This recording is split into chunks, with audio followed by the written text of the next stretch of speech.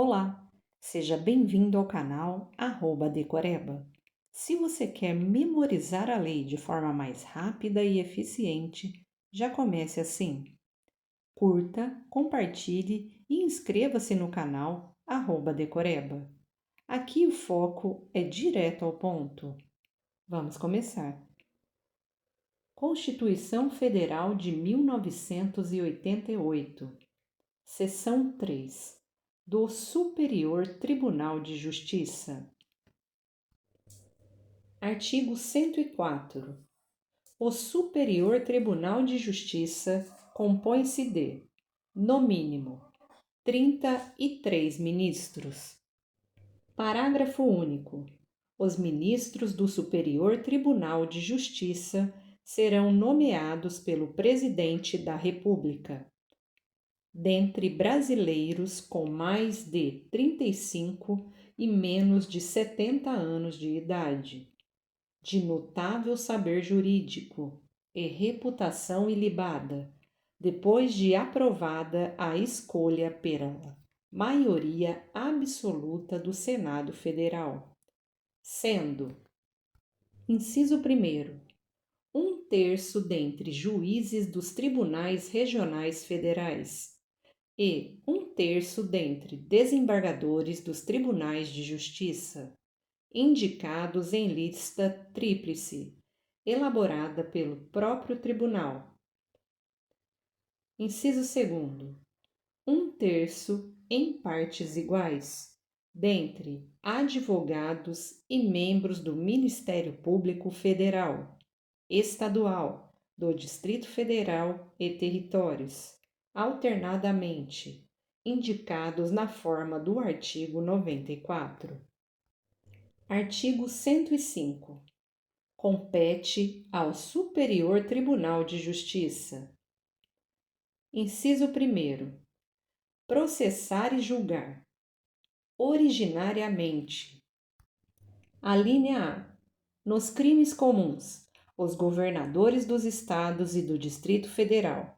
E, nestes e nos de responsabilidade, os desembargadores dos tribunais de justiça dos estados e do Distrito Federal, e os membros dos tribunais de contas dos estados e do Distrito Federal, e dos tribunais regionais federais, dos tribunais regionais eleitorais e do trabalho, os membros dos conselhos ou tribunais de contas dos municípios e os do Ministério Público da União que oficiem perante tribunais.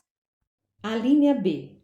Os mandados de segurança e o habeas data contra ato de ministro de Estado, dos comandantes da Marinha, do Exército e da Aeronáutica, ou do próprio tribunal.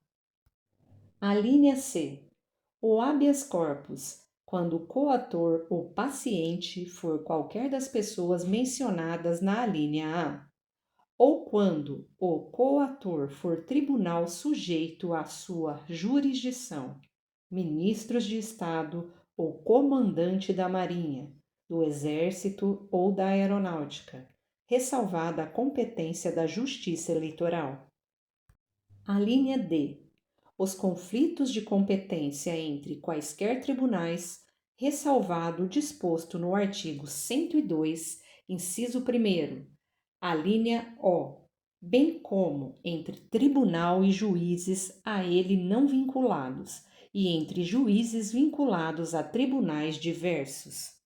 Alínea E. As revisões criminais e as ações rescisórias de seus julgados. Alínea F. A reclamação para a preservação de sua competência e garantia da autoridade de suas decisões. Alínea G. Os conflitos de atribuições entre autoridades administrativas e judiciárias da União, ou entre autoridades judiciárias de um Estado e administrativas de outro ou do Distrito Federal, ou entre as deste e da União. Alínea H. O mandado de injunção, quando a elaboração da norma regulamentadora for atribuição de órgão, entidade ou autoridade federal, da administração direta ou indireta, excetuados os casos de competência do Supremo Tribunal Federal e dos órgãos da Justiça Militar, da Justiça Eleitoral, da Justiça do Trabalho e da Justiça Federal. A linha I. A homologação de sentenças estrangeiras e a concessão de exequatur às cartas rogatórias. A linha J. Os conflitos entre entes federativos ou entre estes e o Comitê Gestor do Imposto sobre Bens e Serviços, relacionados aos tributos previstos nos artigos 156-A e 195, inciso 5º. Inciso 2º. Julgar em recurso ordinário. A linha A. O habeas corpus decididos em única ou última instância pelos tribunais regionais federais ou pelos tribunais dos estados, do Distrito Federal e territórios, quando a decisão for denegatória. A linha B. Os mandados de segurança decididos em única instância pelos tribunais regionais federais ou pelos tribunais dos estados, do Distrito Federal e territórios, quando denegatória a decisão. A linha C. As causas em que forem partes Estado estrangeiro ou organismo internacional, de um lado, e, do outro, município ou pessoa residente ou domiciliada no país. Inciso 3º. Julgar em recurso especial as causas decididas em única ou última instância pelos tribunais regionais federais ou pelos tribunais dos estados, do Distrito Federal e territórios, quando a decisão recorrida. A linha A. Contrariar tratado ou lei federal, ou negar-lhes vigência. A linha B. Julgar válido ato de governo local contestado em face de lei federal. A linha C. Der à lei federal interpretação divergente da que lhe haja atribuído outro tribunal. Parágrafo 1º. Funcionarão junto ao Superior Tribunal de Justiça. Inciso 1º. A Escola Nacional de Formação e Aperfeiçoamento de Magistrados, cabendo-lhe, dentre outras funções, regulamentar os cursos oficiais para o ingresso e promoção na carreira. Inciso 2º. O Conselho da Justiça Federal, cabendo-lhe exercer, na forma da lei, a supervisão administrativa e orçamentária da Justiça Federal de primeiro e segundo graus, como órgão central do sistema e com poderes correicionais, cujas decisões terão caráter vinculante. Parágrafo 2º. No recurso especial, o recorrente deve demonstrar a relevância das questões de direito federal infraconstitucional discutidas no caso, nos termos da lei, a fim de que a admissão do recurso seja examinada pelo tribunal, o qual somente pode dele não conhecer com base nesse motivo pela manifestação de 2/3 dos membros do órgão competente para o julgamento. Parágrafo 3º. Haverá a relevância de que trata o parágrafo 2º deste artigo nos seguintes casos. Inciso 1º. Ações penais. Inciso 2º. Ações de improbidade administrativa. Inciso 3º. Ações cujo valor da causa ultrapasse 500 salários mínimos. Inciso 4º. Ações que possam gerar inelegibilidade. Inciso 5º, hipótese em que o acórdão recorrido contrariar jurisprudência dominante do Superior Tribunal de Justiça. Inciso 6º, outras hipóteses previstas em lei. Seção 4. Dos Tribunais Regionais Federais e dos Juízes Federais. Artigo 106. São órgãos da Justiça Federal. Inciso 1º. Os Tribunais Regionais Federais. Inciso 2º. Os Juízes Federais. Artigo 107.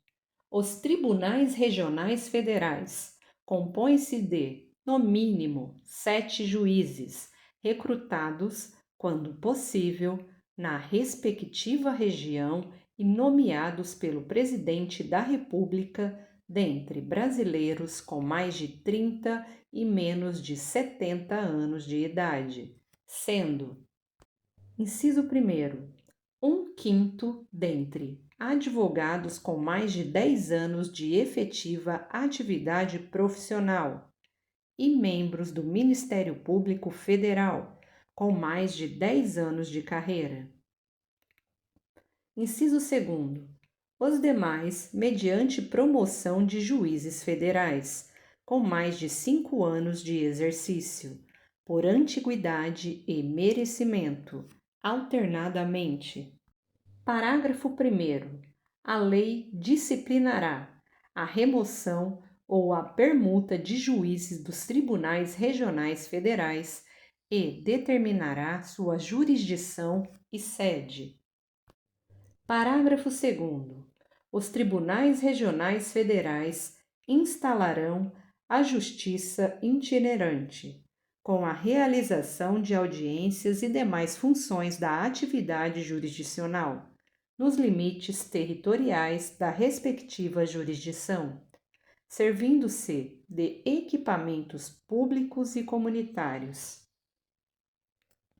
Parágrafo 3º. Os tribunais regionais federais poderão funcionar descentralizadamente, constituindo câmaras regionais, a fim de assegurar o pleno acesso do jurisdicionado à justiça em todas as fases do processo. Artigo 108. Compete aos tribunais regionais federais: inciso 1º, processar e julgar, originariamente. Alínea A. Os juízes federais da área de sua jurisdição, incluídos os da Justiça Militar e da Justiça do Trabalho, nos crimes comuns e de responsabilidade, e os membros do Ministério Público da União, ressalvada a competência da Justiça Eleitoral. Alínea B. As revisões criminais e as ações rescisórias de julgados seus ou dos juízes federais da região. Alínea C. Os mandados de segurança e os habeas data contra ato do próprio tribunal ou de juiz federal. Alínea D. Os habeas corpus quando a autoridade coatora for juiz federal. Alínea E. Os conflitos de competência entre juízes federais vinculados ao tribunal. Inciso 2º. Julgar, em grau de recurso, as causas decididas pelos juízes federais e pelos juízes estaduais no exercício da competência federal da área de sua jurisdição. Artigo 109. Aos juízes federais compete processar e julgar. Inciso 1º.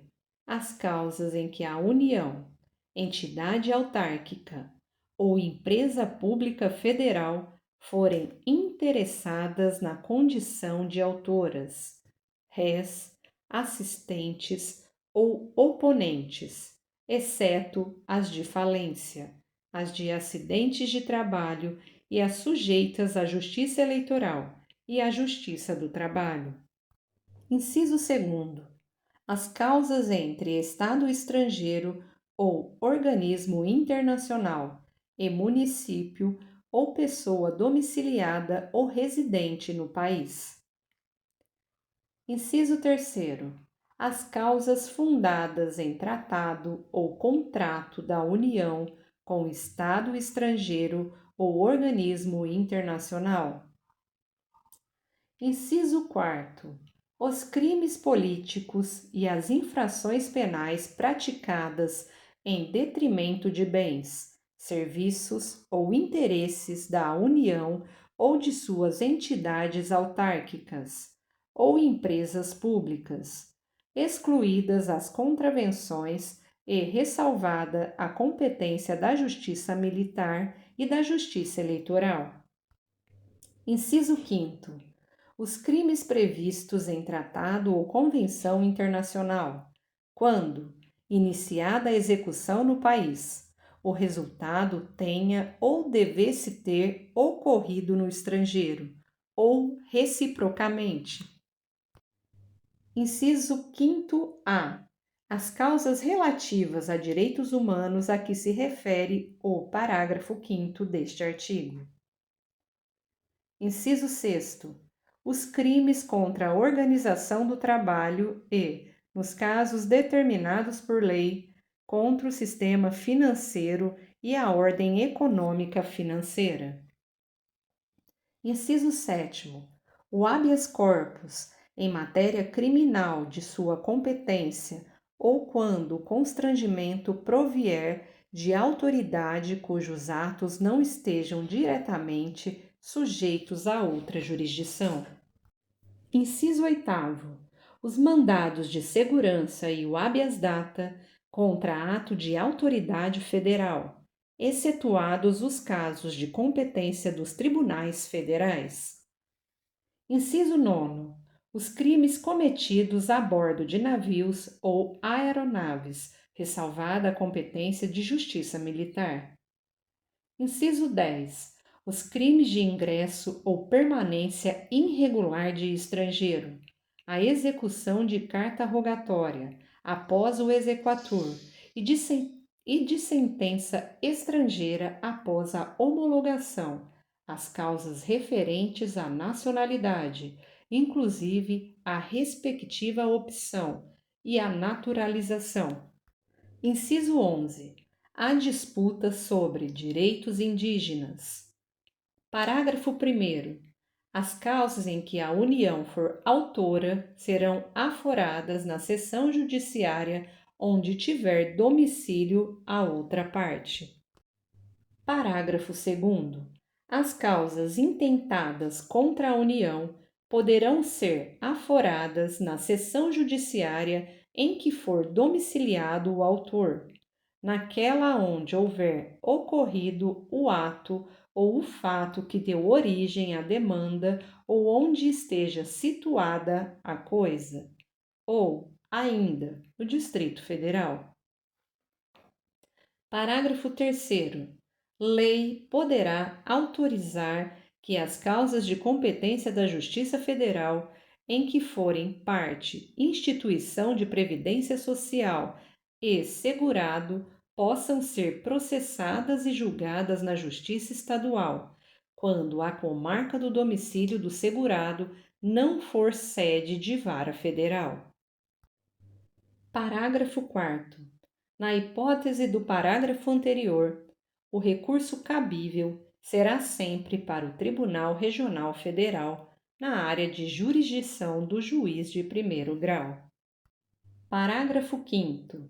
Nas hipóteses de grave violação de direitos humanos, o Procurador-Geral da República, com a finalidade de assegurar o cumprimento de obrigações decorrentes de tratados internacionais de direitos humanos, dos quais o Brasil seja parte, poderá suscitar, perante o Superior Tribunal de Justiça, em qualquer fase do inquérito ou processo, incidente de deslocamento de competência para a Justiça Federal. Artigo 110. Cada estado, bem como o Distrito Federal, constituirá uma seção judiciária que terá por sede a respectiva capital e varas localizadas segundo o estabelecido em lei. Parágrafo único. Nos territórios federais, a jurisdição e as atribuições cometidas aos juízes federais caberão aos juízes da justiça local, na forma da lei. Chegamos ao final de mais um áudio. Lembre-se, a repetição é a chave da memorização. Ouça sempre que puder. Curta, compartilhe e inscreva-se no canal @decoreba. Bons estudos e até o próximo áudio.